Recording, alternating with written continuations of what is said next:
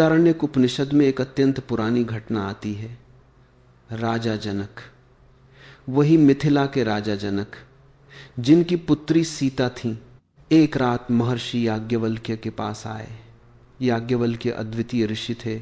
जनक ने पूछा, हे ऋषिवर, मनुष्य के लिए ज्योति क्या है जब सूर्य अस्त हो जाए, जब चंद्रमा न दिखे, जब दीपक बुझ जाए, जब अग्नि न हो, तब मनुष्य की ज्योति क्या है? याज्ञवल्क्य ने कहा, तब आत्मा ही उसकी ज्योति है। और फिर उन्होंने स्वप्न का रहस्य खोला। उन्होंने कहा, हे जनक, जब पुरुष सो जाता है तब वह इस समस्त संसार की सामग्री को लेकर स्वयं उसे तोड़ता है और स्वयं उसे बनाता है।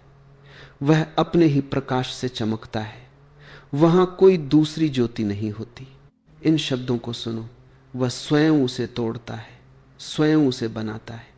सपने में जो संसार है वह तुमने बनाया है।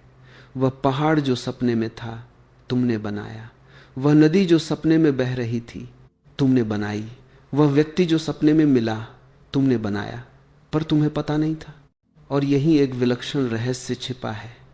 सपने में तुम रचयिता भी हो और पात्र भी, तुम निर्देशक भी हो और अभिनेता भी, तुम वह भी हो जो डरता है और वह भी जिससे डर लगता है। यह असंभव लगता है, लेकिन यही सच है। उपनिषद एक और बात बताता है, हिता नाड़ी। ये 72 शून्य नाड़ियां हैं, बाल से भी अधिक बारीक। इनमें सफेद, नीले, पीले, हरे और लाल 5 रंगों के रस भरे हैं।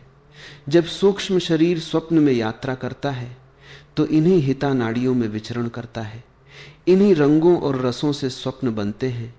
जो इच्छाएं भीतर दबी हुई हैं वे स्वप्न बन जाती हैं। जो भय है वे स्वप्न बन जाते हैं। जो प्रेम अतृप्त है वह स्वप्न बन जाता है। जो पीड़ा छिपाई गई है वह स्वप्न बन जाती है। स्वप्न तुम्हारे अंतर्मन की भाषा है, और यह भाषा जिसे दिन में बोलने नहीं दिया जाता रात को बोलती है।